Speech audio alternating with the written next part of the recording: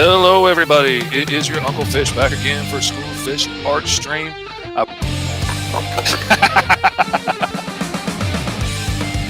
J-Man wants Gatling gun on the end of his tail. Oh my goodness. J-Man says the tail's where you put all the heavy artillery. Yeah.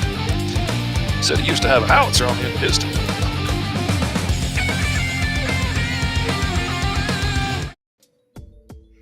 Hello, everybody. It is good to be here. It is your ever-loving Uncle Fish. Glad to be here with you today. This is one of the few public episodes of School of Fish that we're doing. Most of them are just on the Patreon and the art stream because I'm having to cut back on all the extra stuff I'm doing. I can't do a whole bunch of extra stuff all the time and consistently get books out every month to my Patreon backers, which is my main priority right now. And so I'm focusing on making sure the Patreon backers have a new book every month.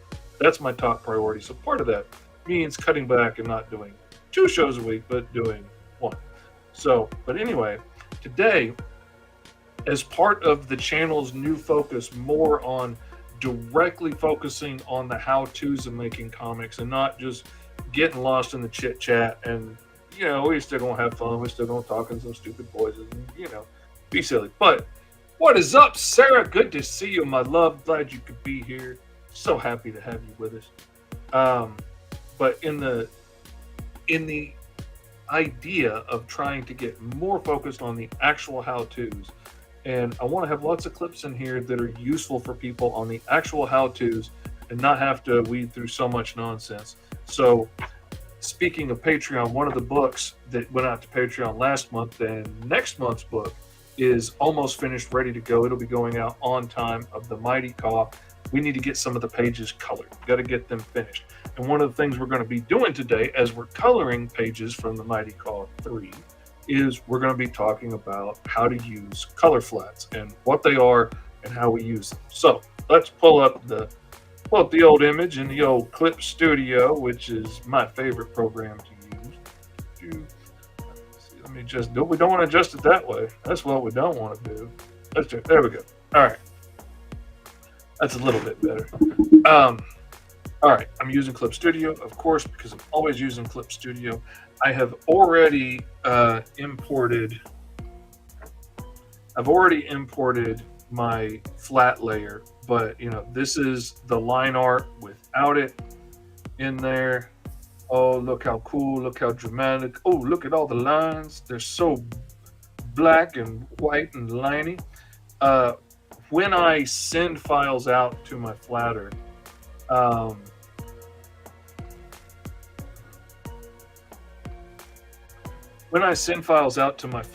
like this, I like to send them out translucent PNGs, so it's just the line art. That's the way I do it. Some other people will send out their whole PSD file or whatever if they're working in Photoshop. I like to send it this way just to be sure there's no issues with it, make sure everything is clear and transparent and see-through. And then I will import the layer that she sends me, and boom, there it is. Now, I'm going to duplicate this just for a second. And I'm going to drag it all the way up to the top just so you can see what the flats are. It is, everything has been blocked out in color. When you zoom in really close, you notice everything is jagged edged because there's no anti-aliasing turned on. Now I'm going to get my lasso fill tool here and I am going to go into my settings. Now normally I have the anti-aliasing turned off. So let me make it eventually. So when I draw something like a shape like this, it'll give me jagged edges like that. Now you don't want those jagged edges in a fancy painting, but like with what we're doing here, when you zoom out on this, everything is trapped underneath the line art. All of those jagged edges are trapped under the black line art, so you're not going to see any of them. And then when I come in and I use select color gamut and I click on that blue, it's going to select everything in that blue and it has no problem. Now, all right, let me delete that layer, and I'm going to rasterize this copy of the flats, and we're going to zoom in here.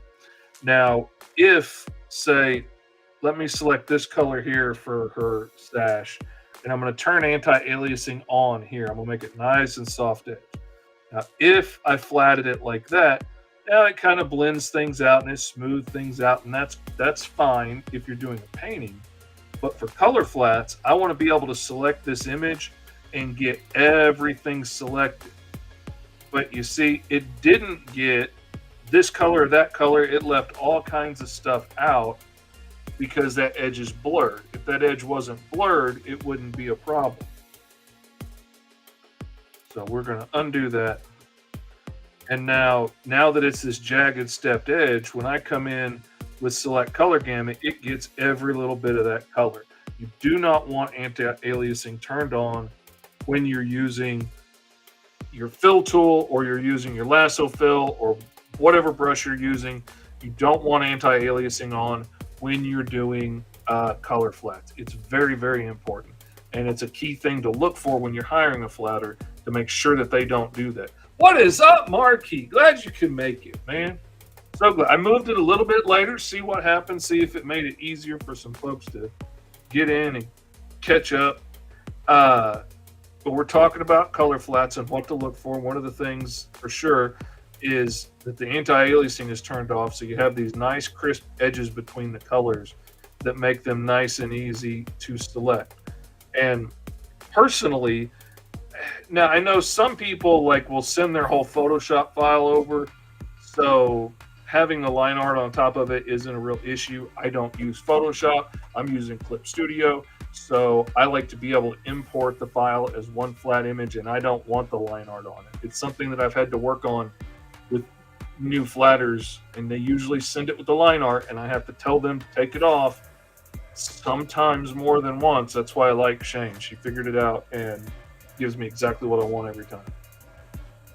And everything should be a unique color all over the board. Now, when I select her outfit, it selects it here and here and here. It didn't select this lady's outfit because it's just a slight bit different shade of orange. She made them all orange, but it's just a slightly bit different. So the only things on the page that get selected when I select her outfit is her outfit all over the page. And she's going to try and do the same thing in everything else. And you can see a lot of the colors will repeat. Let me reset that and select the mist in the background. It's selected here, it's selected there. Let's see if it's anywhere else. No, it doesn't show up anywhere else on the screen. But okay, let's reset it and let's select the brown on this dude's skin. All right. It's got it selected down here. It's selected over here.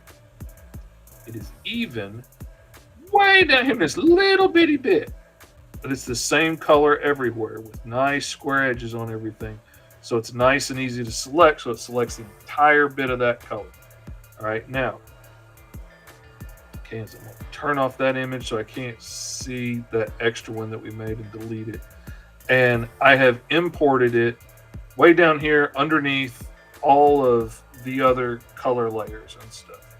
Let me do this. Let's see how this works. There we go. That's a little bit better. It's a little bit bigger now. There we go.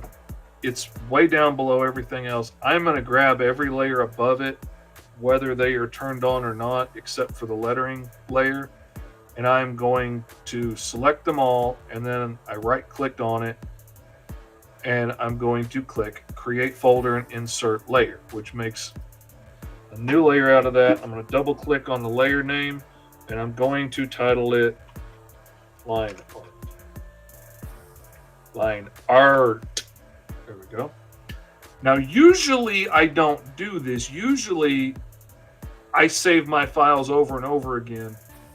I save a file for the pencils, and then when I finish with the inks, I save it as the inks, and then when I go to coloring it, I save a new file as colors, and usually I flatten all those inks down into one layer so that it's a smaller file to deal with. But I'm doing things differently now because I have Clip Studio EX. I have these all set up in one big file, one big master file, and I can't easily just make copy after copy of the same thing and have them all show up in that master file correctly. Uh, so, well, let me just open it and show it to you. Show you what I'm talking about. File, open. Because if you haven't ever done it, here's the KAAW 3 master file.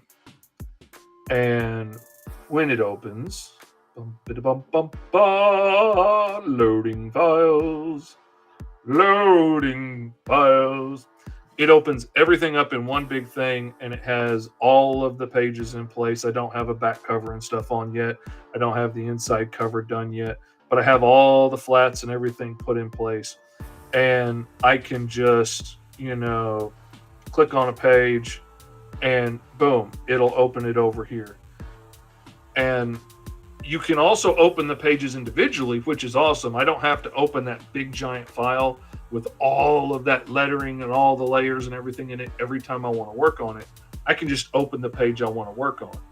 But when I want to work on the whole book, I can open up that file. It's real easy to output a PDF from that file. So I can make a PDF to send to the printer to print the books from here. I can make a great looking, lower resolution, easier to open file for the backers that want to get the digital level, like the digital comic that I'm going to put on Patreon for the people that back at the $5 tier. That's going to come straight out of this master file. I'm just going to make a PDF. Boom, it's done. I upload it. It goes really easy. And the nice thing about, no, I'm not going to say that. I didn't change anything. Is like if you want to move something around, you can just like click and drag it in the master file, and it will move that page around and everything in it. It might still be cranking on it or thinking about it. No, it's not going to move it there. Okay, we'll move it here. All right, it's not going to move it there because it was the back cover. That's right. But like I can move the pages around. If I wanted to insert 4 pages in the middle of the book because I have a new little short story idea I want to stick in there and flesh it out, I could add 4 pages in the middle. I can put ads in and move them around. I can add puzzles and move the pages around and stuff. I love the control it gives me, and I don't have to, like, when I was laying this out, I had all the pages numbered, page 1, page 2, page 3, page 4. And then I decided to add a puzzle in on page 1, 2, 3, 4, 5, 6. On page 6, I decided to add a puzzle. I didn't want to have to go back and renumber every page after that.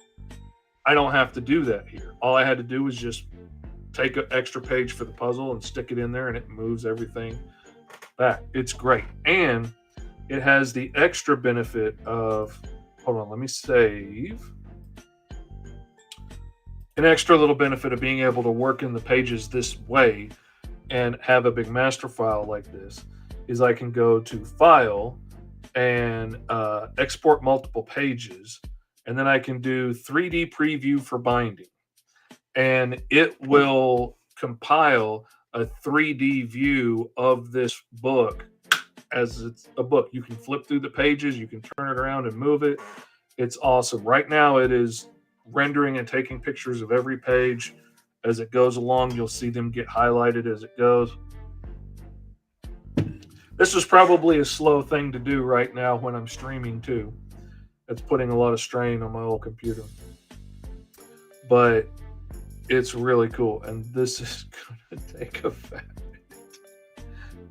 Oh, I know as soon as I cancel, it's going to jump to the end to be almost done. But I'm going to go ahead and cancel it. Anyway, it makes a really awesome 3D preview. And it's great for flipping through and seeing like how does the page reveal really look when the page turns, stuff like that. I love all the extra access that being able to work on the files gives me this way. So to get that, I am willing to give up saving multiple copies of each page in separate formats. I like saving just the pencils, so I've got all that raw material in there that I had in there for references or whatever. I like saving the ink layers because I like to mask off layers and stuff. I will draw the whole background behind a character and then mask it off, so you're not seeing this machinery behind him. But if I need that machinery again later for another shot, I've got it. Things like that. Um, like I believe I might have drawn this whole mountainside without the ladies on it and then masked it out where the ladies are. I can't remember for sure. It's been a minute. But anyway, because I do all that, I don't want it in this one master file that I'm working on. I don't want to flatten all that. And then I can't get back to those layers and get that unmasked background again if I need to use it in another shot in book 10. So because of that, I'm combining them all into one file that I can collapse. And then I'm going to take that file. I am going to color that file black because I know with my mental shorthand that anything colored black is line art. So I know that file is line art now. And now I have the flat layer imported right below it. It's still a Photoshop file right now. It is technically right now, it is an importable image, and I can grab these nodes and move it around and do whatever I want with it. I don't want to do that because I don't want to get it out of registration, but it's an object. I don't want it to be an object. I want it to be an actual flat rasterized image. So I'm going to right click on it and go to rasterize. Now it's no longer an object that I can move around. It is a flat painted surface, raster image. Now I can set that raster image to be my reference layer. You can't set an object to be a reference layer that way. So I have to rasterize it to be able to use it as my reference layer. Now, that's my other computer. I don't have it set up on here. I have shortcuts on my other computer set up so I can just click a button and it makes all the layers I need. Now, I don't want to mess with my raster layer usually. So as soon as I rasterize it and I make it my reference layer, I lock it so I can't accidentally mess it up.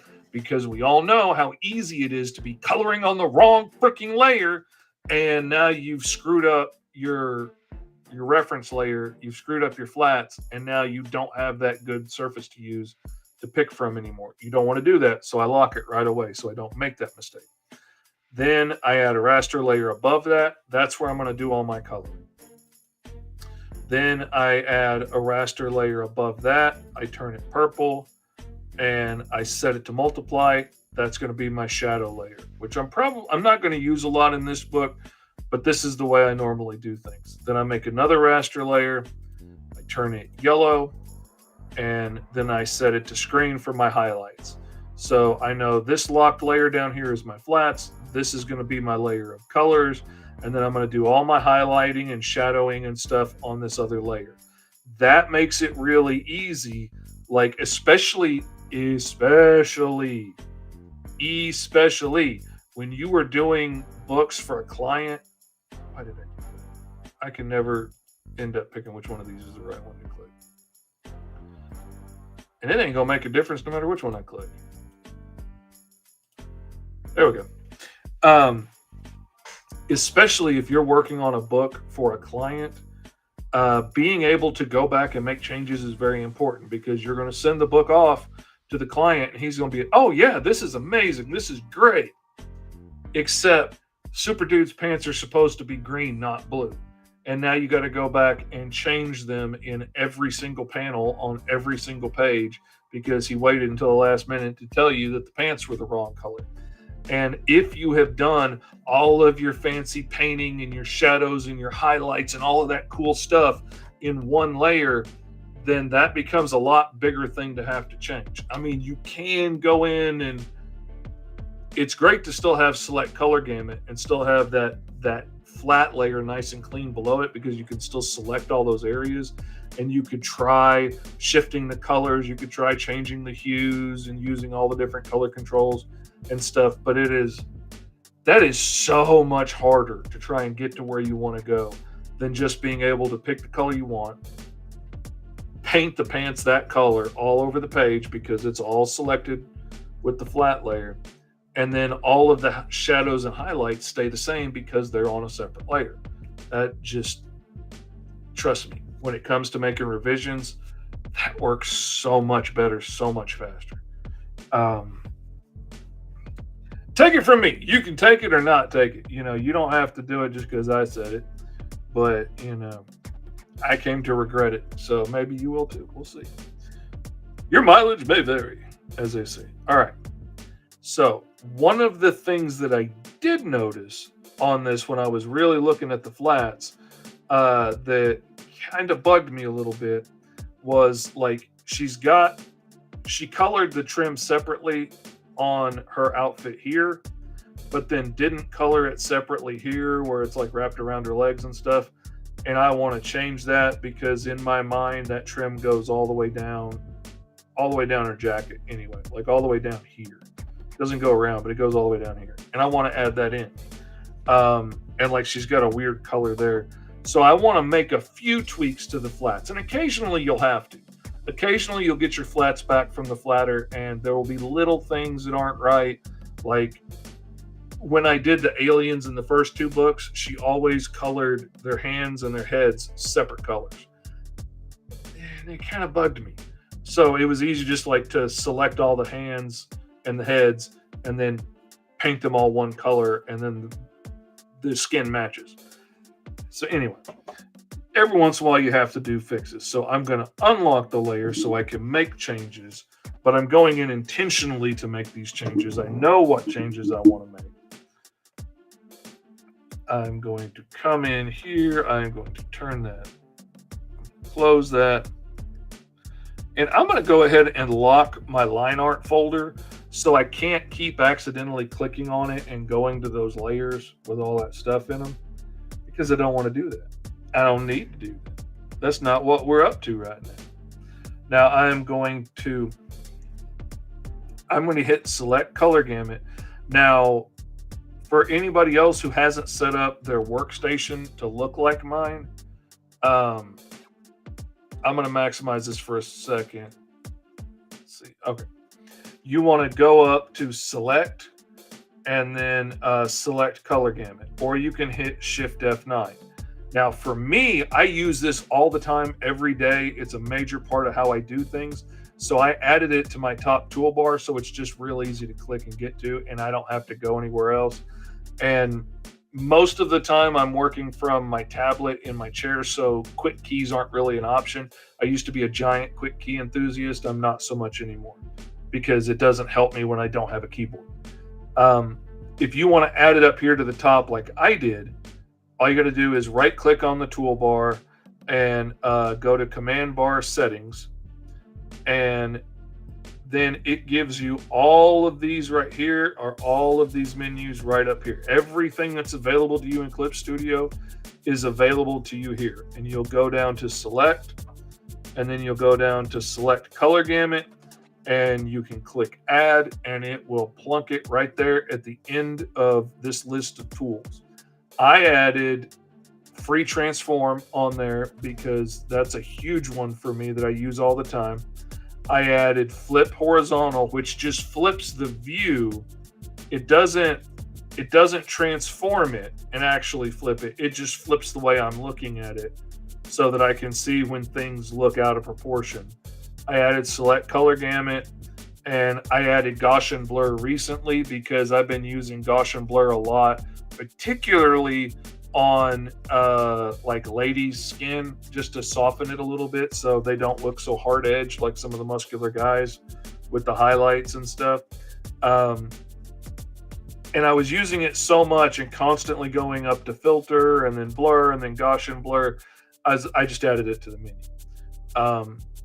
So I have it added to the menu. If you don't, you go up to select and a color gamut, but I don't have to do that. I'm going to click select color gamut, and I'm going to click on her outfit there. So I know it's selected and I can't accidentally catch anything else. I'm going to go to my fill tool, and let's see where I don't have the setting showing there.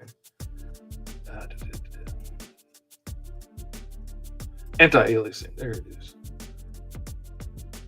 says to show. Where is it? Did I just miss it? Oh, okay. It was way down there at the bottom and I didn't see it. All right. I have anti-aliasing turned off. I'm going to right click on the color up here because I want it to be that same color. And I'm just going to use that tool. See how that does. That did pretty good. That'll work. There we go.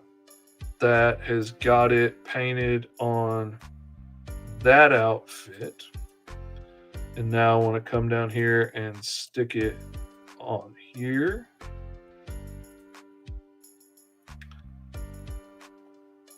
Oh, wait a minute. Yeah, I planned it being here too. I forgot about that.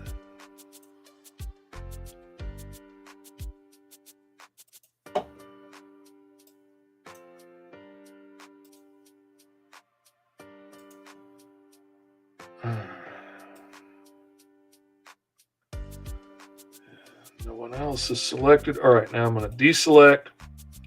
And now I'm going to come select her. And I'm going to select that color just in case it's not the same one. And plunk, plunk, plunk. And I love the paint bucket tool in Clip Studio because it can use the other layers as a reference. And so it just looks at the line art layer above it that's not on this layer and says, oh, well, there's a line there. We should stop. And I just love that so much. It is such a wonderful tool. That was the whole thing that convinced me to switch over to Clip Studio right there. That alone did it. All right. That part is done. And then the other part I wanted to fix is select color gamut. I'm going to select him here. I totally see why she did it because of the texture. It just looks like he's bald. But I didn't want him to be bald. I wanted him to have a little like knit hat on. And actually a little bit of it sticking out there too. But I will get that in a second. So I'm going to just grabbed a bright pink off of my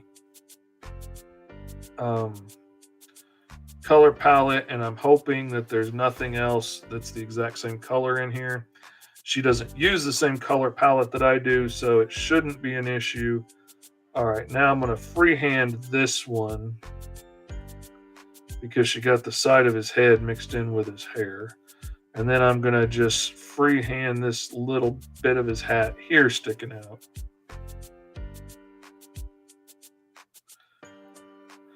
I like to add little bits of weird reality into fantastical things sometimes. And one of the little weird things that has always been interesting to me is that back in the day, a lot of Jewish rabbis and some early Christian churches, I believe, would take the scripture saying that I ponder the scripture day and night. I have it on my mind day and night, literally, and would literally tie, like they would write up pieces of scripture and like fold them up and have them strapped to their head and walk around with these little booklets of scripture written on their heads and stuff as a way of like, I'm following the scriptures. It's on my mind day and night. And that's not what it means. It means to ponder it, to ruminate over it, to dwell on it, to see how does this apply to my life, not physically stick the papers to my head. But and eventually it becomes, a status symbol and like, oh, well, I've got more stuck to my head, and people always overdo things. And So that's a funny little bit of religious trivia that I know, and I wanted to include that in here. And the way we tend to overdo things is part of why they are dressed the way they are. Yeah, that is so close. I'm gonna leave it for now. Oh yeah, that needs to change.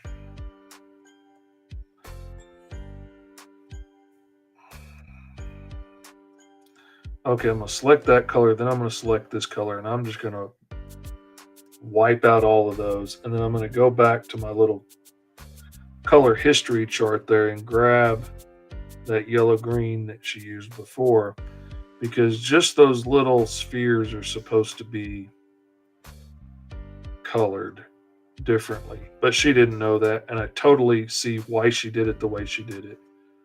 But that wasn't my intention. But part of what I'm gonna do is like the next time I send her images with these characters in them, I'm going to send her the finished images of these characters so she'll have them as references, because we've never seen these characters before in the book. So she's just doing her best guess, and I applaud how hard she worked on this and what a good job she did.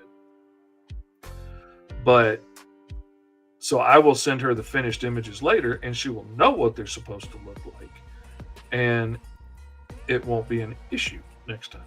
Now, this needs to be a different color, so I'm going to select that gold, and then I'm just going to take it in a different direction somewhere, and hopefully I can just plunk in these shapes, because they're the whole point of these scarves and the stripes on their sleeves are so it's a easy shorthand. Every time you go through one of their religious trials in this temple, and you learn new skills and memorize new scriptures and whatnot, you get another marking or another sash to wear or another stripe on your sleeve. If you excel, the stripes on the sleeves are a big one. And what it is a visual shorthand so that the king here can look at you and tell what you've been trained in. He can look at the stripes on your sleeve, and he can look at the patterns on the scarves that you're wearing and know, okay, this person has been trained in 2 different fields of science. This person has been trained in 6. This person's only been trained in 1, but he's an expert in it. So I could have him do this task for me because he'll understand it. And these 2 are, they're qualified to, do maintenance and change the oil, but they're not qualified to update the software. And it's just an easy way for him to look at them and read real quickly what's going on. But of course, because they're people, this has become a big overdone thing, and now it becomes layers and layers of clothing, and the more layers of robes that you've got, the more holy you are and the more special you are. And when really you've got a whole bunch of IT certificates is what you've got, which is good, but to them it's taken them closer to their God. Oh yeah, exactly. Like a lot of Jews still do it. Like I've seen a lot of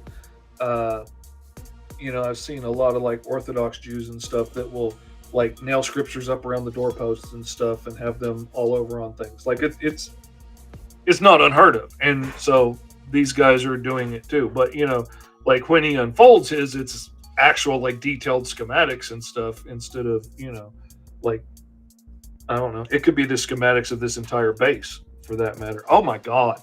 Could you imagine if this dude got captured by one of his enemies and he's got the blueprints for the king's base and headquarters strapped to his forehead as a symbol of how holy he is? Oh my God. Oh my God. We just wrote episode 32 of the Mighty KAAW. There we go, people. It's just that easy. Oh my God. I can't believe I missed Katie coming in the house. Hello, Katie. I'm so happy you're here. I miss you. I was so excited when Marquis came in that I missed Katie, and I'm so sorry. What is up, Juan? Good to see you. Glad you're here. Happy to have you in the house. Awesome, man. Awesome. That's cool. A lot of people don't know it, and you might not be able to tell it from my language sometimes. But I'm actually a licensed ordained minister myself. I not currently preaching anywhere at the time, but oddly enough, I thought it was really weird when the time came, and I really felt the Lord leading me like, you need to go work on comics. And I was like, I don't know. This seems like the kind of time I should really be looking for another church to preach in. He's like, no. Trust me. You need to work on comics. And I was like, I don't know. I mean, it really feels like the church I was in was closing. I needed a job. I was like, it seems like the perfect time. God's like, look, who's in charge? Yes, sir. I'm done. All right, I'm going to try and do comics. And the comics started to take off, and they started to thrive. And then the world freaking shut down. My ex-wife took off out of nowhere. The sheriff's coming to seize the house. Like, it was a mess. And all of a sudden, my comic book work just took off, and I started making plenty of money to be able to pay back all the money that she stole from the bank. And we didn't lose the house, and got to keep a roof over my head, got to feed my kids, got to get therapy and get healthy after an abusive relationship. And then, like, COVID shuts down the whole world. When my wife left, I would have lost my job as a pastor because most of the churches here would have automatically kicked me out once my wife left. And then, with COVID, most of the small churches that I would have been pastoring at anyway got shut down and didn't survive COVID. So, I would have lost my job then and there as well. So, turns out he knew what he was talking about. Go figure. But anyway. So that's why I'm doing comic books now, because he knows better than I do, and I get to use all of my creativity. I get to use all the different parts of my brain. I get to use everything that he put in me that makes me special, including my Tourette syndrome and stuff. And I get to be a blessing to this community of awesome people, the Sarahs and the Katies and the Marquis of the world, if you will. And that's freaking awesome. I freaking love this. And so I'm happy to be here. And if sometimes I rub people the wrong way because I seem a little too generous and a little too forgiving and a little too kind and don't necessarily write somebody off when everybody else wants to and it would be really easy, and why am I still leaving myself open to that nonsense? That's why. It's because I've got a servant's heart and I've been through hell and I know what it's like, and I know everybody can get better. And if there's a way to help, I want to. Sounds like everything worked out. Glad that it happened, because let's be real, your comics are dope. Oh man, I'm glad you liked Fishtails, man. I was so excited about that book, and so it's the Ted Lasso of the indie comics world. I could only hope that would be the most wonderful epitaph at the end of my days, that I was the Ted Lasso of the indie comics world. That would be amazing. But yeah, I'm really excited. I'm really excited about where Fishtails is going. I'm really excited about opening the Fishtails anthology up to people that join the School of Fish tier, like Marquis did. I've had several other people asking around about it, and just as a little pitch, so I can edit this later and put it into a TikTok video. Anybody that does join the School of Fish tier on the Patreon, not only do you get a book every month, but we're also going to have one-on-one classes each month, which we've got to schedule quickly for the end of the month. I just wanted to put it as close to the end of the month so everybody that joins up this month could get a chance. I don't want anybody joining the day after and be like, oh man, I missed it. Like, that would stink. So, over preparing, I guess, worrying about stuff I don't have to worry about yet. But anybody that joins the School of Fish tier on Patreon, not only do you get a book shipped to you every month, like the $15 tier, but we're going to spend time together each month working like one-on-one, talking about your work. Like, we can critique pages, we can look at stuff, we can work on scripts together, try and help you get like at least a short story is what I want to push people to get done at least. And if somebody finishes a short story and they want to submit it for Fishtails and it gets approved and published in the book, not only will you get a copy sent to you because you're going to get a copy of everything that I put out every month, but you will also get access to go directly to Kablam and print up as many copies of the book as you want for yourself at cost. No fees to me, no royalties, no nothing. You can print up the books at cost for yourself and you can sell them for fun and profit. You can print up 10 copies and give them to your friends. You can print up 50 copies and take them to your local con and see if pitching comics is for you, because that's the hard truth. A lot of people can be a really great writer or a really great artist or any part along the process and be a really bad salesman or really hate being in the public. Like, I know several people that are some of the most talented people in indie comics that I really look up to, people that really encouraged me to get to where I am today, that are seriously thinking about just stepping away from it altogether because of the social aspect. They don't like being on social media. They don't like going to cons and stuff like that. That's just not who they are. And, unfortunately, we're not in the day and age anymore where you can just hide in the house and make comics all day. I would love to turn off social media and just make comics all day. I could get so much more work done if I didn't have to do art streams and go on podcasts and do interviews and go on social media and be, hey, it's Uncle Fish. I got 5 tips for blah, blah, blah. If I didn't have to do all that stuff, I could get so much more work done. But we got to sell ourselves in the age of social media. We got to get it out there so people can see it and say, hey, this looks like a cool book. I want to check out this Alice Lost in Wonderland. I want to check out this, Gary Feldman, assistant district manager of the multiverse. That looks like a really awesome story, and I want to get in on that action. Man, look at that dude. All kinds of awesome paper pushing action. And I want to help people get this figured out. I want to help you make better stories. I want to help you make better art. I want to help you make your comics better than they ever could have been before. And I want to help you get books in your hand as cheaply as possible so that you can take them out there and try and sell them and see if this is for you. Maybe it is. Maybe you do great. The more you buy in bulk from Kablam, again, I don't get a kickback. I don't get a kickback from them. I get nothing out of this. If it helps my buddy Barry get more business, that's awesome. But maybe you want to print up 100 and get a discount on it and sell them and, make money on it. Maybe you want to print up 10,000 and get an amazing discount on it. And, maybe you sell them, make $3 profit on each one. That's $30,000 in your pocket. That is awesome. I am going to come knocking if you sell 10,000 copies of this. I am not going to come knocking for a cut. I am going to come knocking with a job offer because I'm going to hire you to come work with me and help me sell my books, because that's the kind of sales I want to make. But worst case scenario, you print up some of these books and you give them out to your friends and family and you get to show that you actually did it. Worst case scenario, you go out there and make a bunch of money on it and I don't make anything other than getting some new eyes on my work and everybody else's work in the book. That's not a bad trade-off. I'll take that. I'm perfectly fine losing out on $1 a book. I don't care. I don't care if I can help other people get their stuff published and see it out there. There were places that were willing to give me a shot when I had never been published before and publish my work for free with a lot of other people's work that were donating it in for free.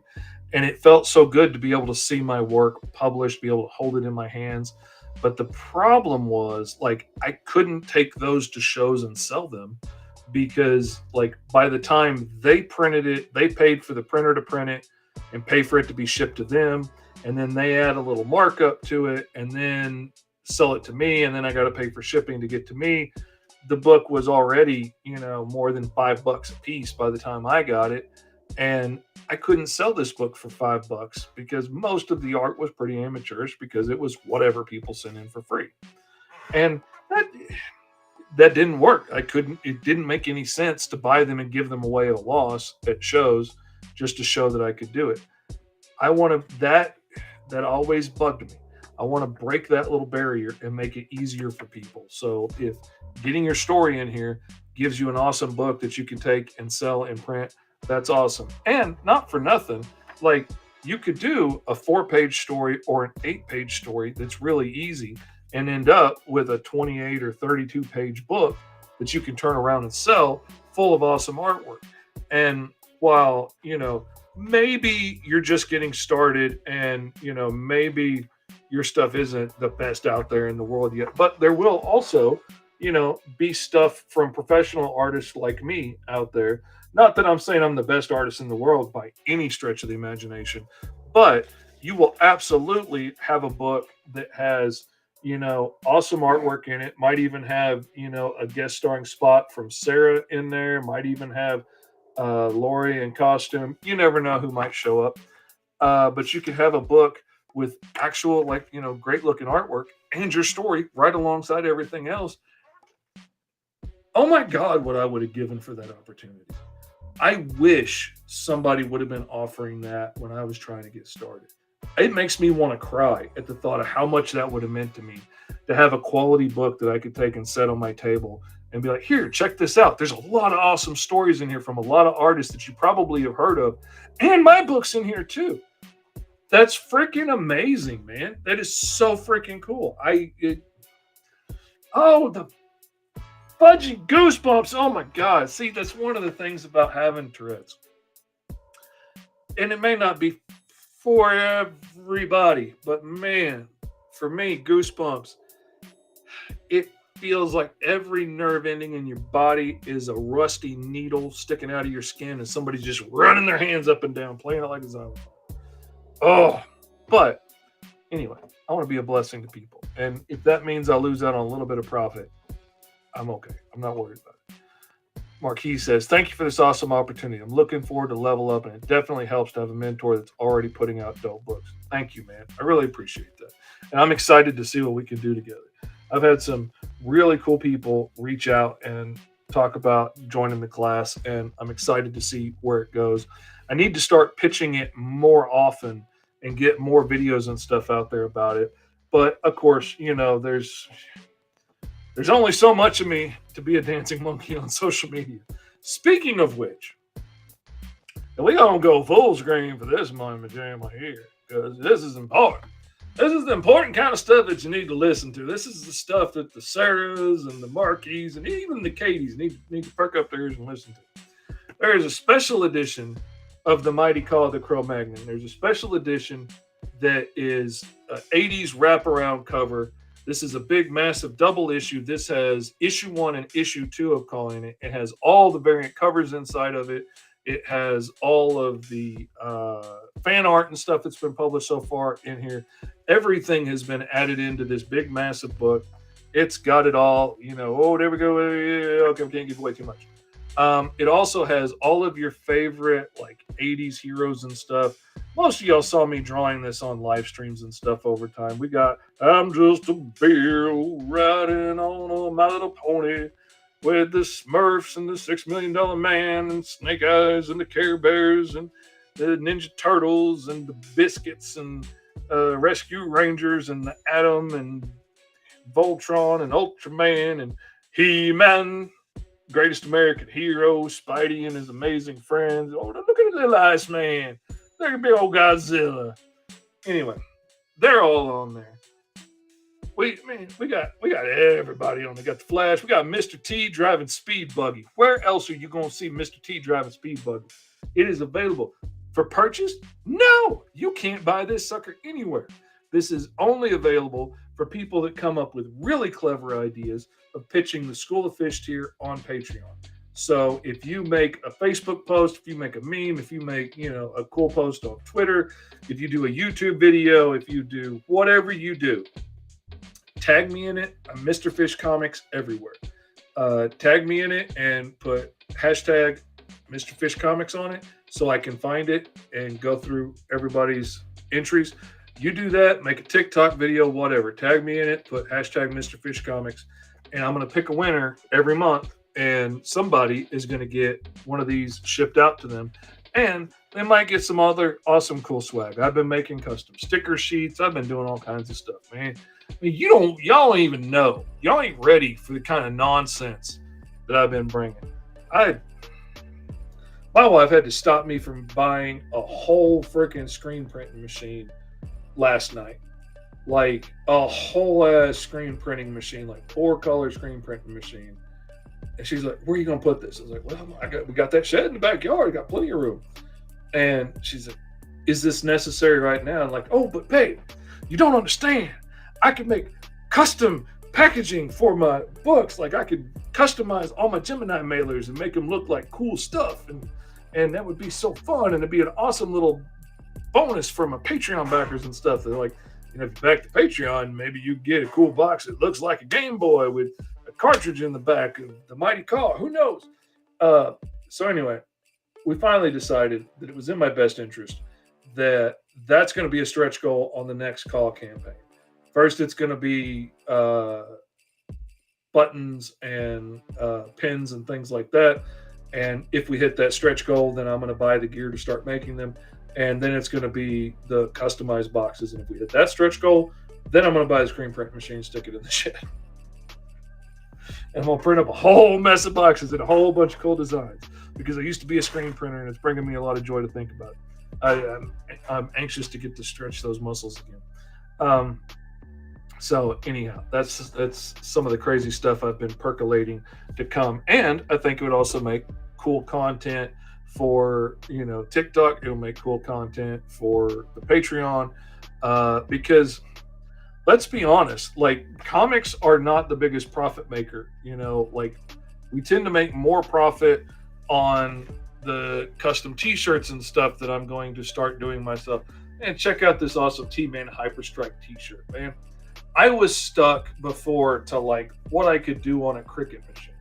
And now I can get these DTF transfers for like $1 or $2 and got my own heat press. Boom, I can make my own custom t-shirts for the next campaign. Easy peasy lemon squeezy. Man, they're fixing to be mad shirts on the next campaign. We make more money on the keychains and the bookmarks and the trading cards and like all the other stuff brings in more profit most of the time. Like I've been making awesome stickers. Oh my God, you should see the stickers that I made for my wife for Valentine's Day. Let me see if I can pull up one of the files. It might take a second because I'm not sure I don't think it was on this computer. But all right, let's see. Open. And OneDrive. And where is it? Shut that. That's confusing me. There it is. All right. Let's see.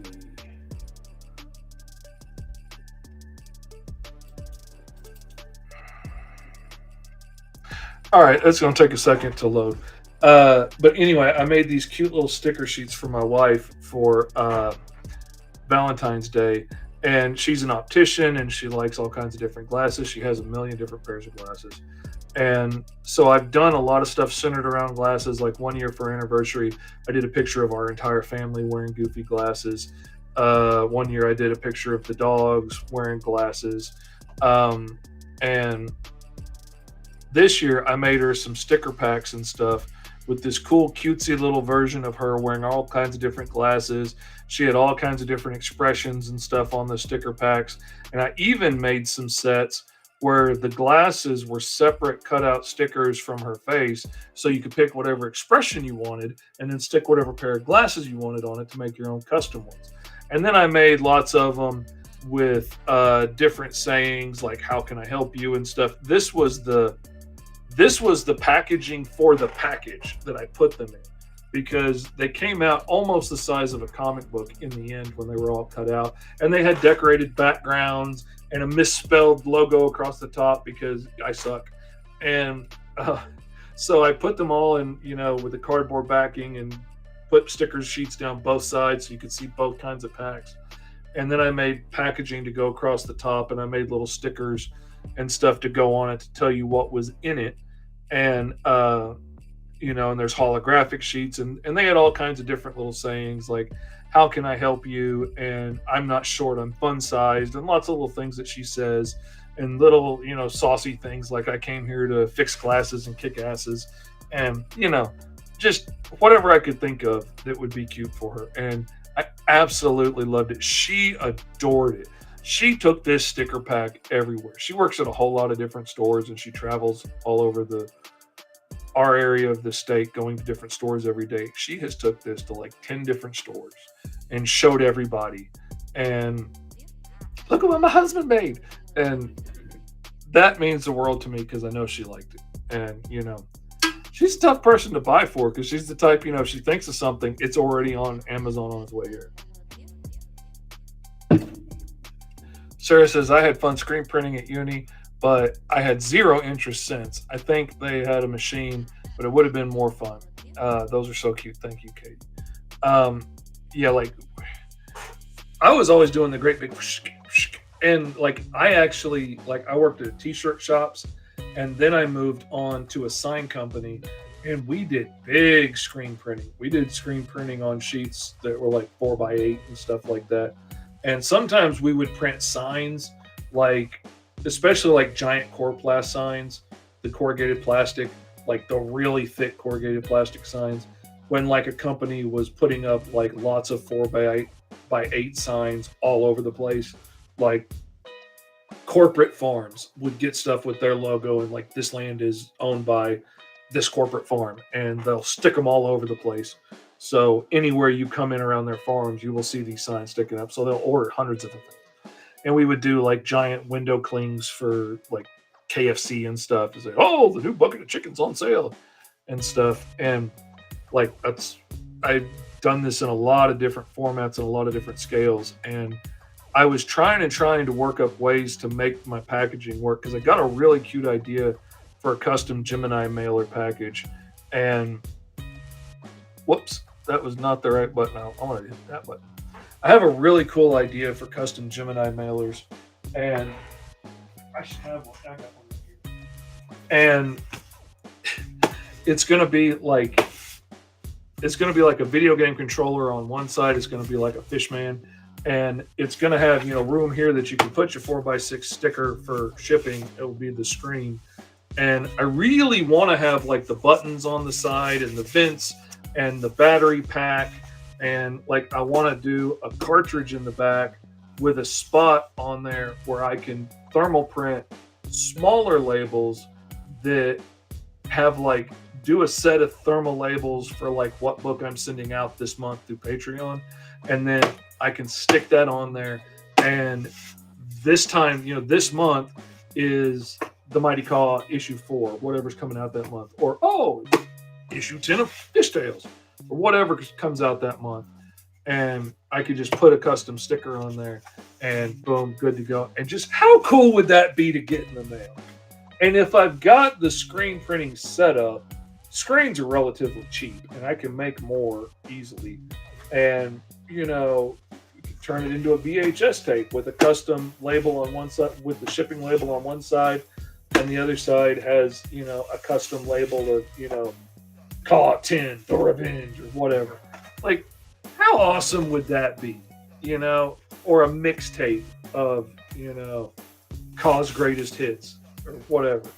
I thought about doing a mixtape with just like a piece of masking tape across the top, and that way drawn into the design, so I can just handwrite on there whatever I'm shipping out that month.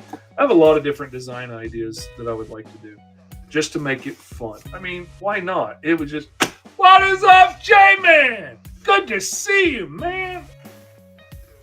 I was just talking about the customized Gemini mailers I would like to make, but it's going to be a stretch goal in the next Kickstarter campaign. And that way, if we hit the stretch goal, it's worth investing, $200 in some equipment and some ink and stuff and some screens. And if we don't, then tough. I don't make the customized mailers. It'll be all right. We'll survive. Y'all will survive. I will be completely heartbroken and unconsolable, but y'all will survive just fine. Y'all will be dandy. Speaking of which, if you're one of the 3 people that have left to fill out their their Kickstarter surveys, help a fishy out and fill it out. I got like 2 packages left to ship out over here. Come on, y'all. I'm looking at you, Edward C. Like, come on, dude. Hook a fishy up. Give me your address so I can send you your book. I still have 2 books sitting in a drawer in the garage, all packed up and ready to go with all of the extras from T-Man and Hyperstrike 5 years ago. And they're just sitting there in the package, have a label on them ready to be addressed, waiting to get shipped. The people never responded to the survey. And now I can't even access the backer reports anymore because it's been so long. And now, if somebody ever messaged me and like, hey, whatever happened, I'll ship it to them. But I hate it. I'm going to hold on to those books for the rest of my life. I will never, as long as I live, get rid of those books. I will never give them away or sell them or lose them because somebody paid for them. And I will hold on to those for the rest of my damn life. I can't be buried with them because then you couldn't get them. I'm going to have to leave them in my will to one of my kids that I think is responsible enough to deliver the books if somebody ever comes back 40 years from now. I remember back in the aughts, I backed a funny book about a shaky fella and a Parkinson's man or something. I can't remember. I have had a lot of people ask me, why don't you do like, Parkinson's man and do, this dude and that dude and all this, asked me to do an autism man when before I got diagnosed and realized I had autism too. And I was always like, nah, I don't want to do that. It just feels hinky to me. I can do a character with Tourette syndrome because I live Tourette syndrome all day, every day. It's something I've had to deal with my entire life. I've been super severe the last 20 years. I know it inside and out pretty well. And while my Tourette's might not be everybody's Tourette's, I know a lot of people with Tourette's, so I can pull from a lot of different people's stories and lives and, all this stuff. My experiences with my friends over the years. I don't have that with cerebral palsy or, Parkinson's or, any other medical condition like that, like I do with ADD and Tourette's, and didn't even realize at the time I had with autism. But still, like, my autism is very different than some other people's autism. Like my buddy Sean's autism is very different than mine. And, he needs a lot more support in his day-to-day life. I mean, he has a job. He just got his own little tiny home on the edge of his parents' property, but he's never going to be out on his own like I was at 20. I mean, he's not. And I don't want to do a book about like Autism Boy that just paints it with too wide of a brush. Like, and to do any other condition that I haven't had to live through and walk through just kind of feels like blackface to me in a way. It feels like pretending to be something that you're not. And I just don't feel like I have the right to tell that story when there are lots of people living those conditions that would probably do a really good job at telling those stories. And probably a lot of really talented writers and artists that have had to live with that condition that would make really awesome books about it. And a lot of them have already, and they don't need me to come in and do it for them. So I would much rather leave that for them to do and do my silly little book about T-Man and Hyperstrike. Which, speaking of which, let me dig through the stack of books I got over here. T-Man and Hyperstrike Remastered is available now in the TikTok shop. Check it out now if you haven't already backed the Kickstarter, which I think everybody in here right now has. But anyway, I went back to the book I did 5 years ago, and we colored everything, re-lettered everything, because the lettering was aimed at littler kids, and it was a little big. Added new puzzles and games and stuff in here. Added some responses and letters and stuff I've gotten from kids all over the world. Got to add pages and actually finish the book up the way I wanted it to be in the beginning. All kinds of cool stuff. I'm really proud of the way this came out, and it is available now in the TikTok shop. So anyway, all right, we've been on here an hour, and I'm a little more conscious of how much time I spend on here now because of the service that I use to help chop up my videos. And the longer I get to jaw jacking, is the more it costs me to get these cut up. And so, in that frame of mind, I'm going to be stopping now just after the hour mark. But I will be back again on Thursday.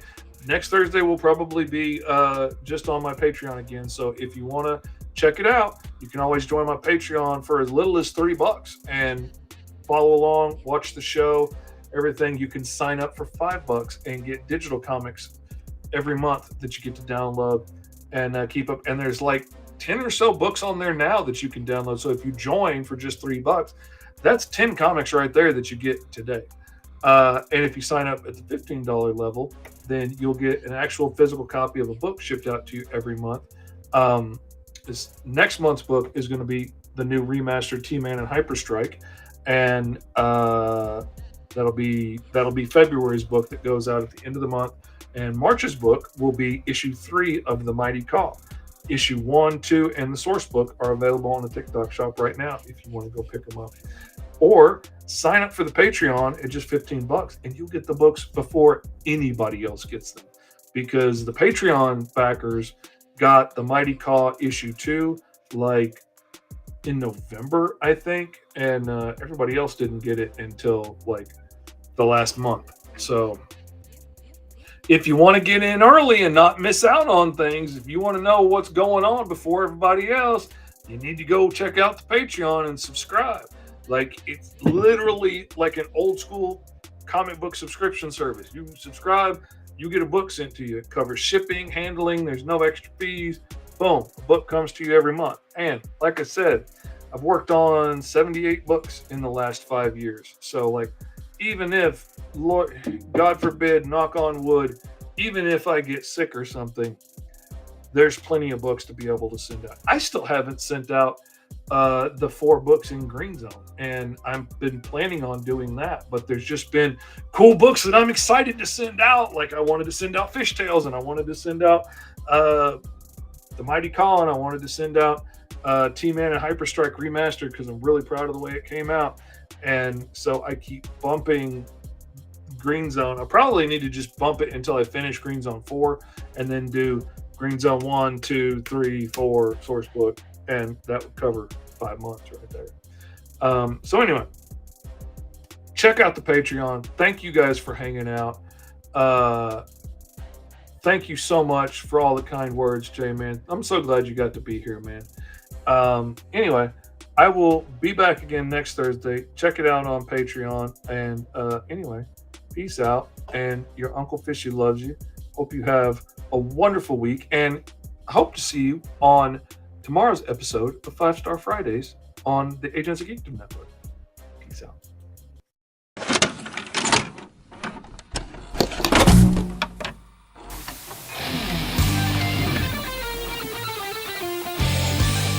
Hello, everybody. It is your Uncle Fish back again for School of Fish Art Stream.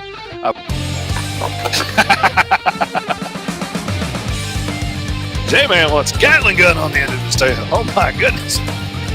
J-Man says the tail's where you put all the heavy artillery.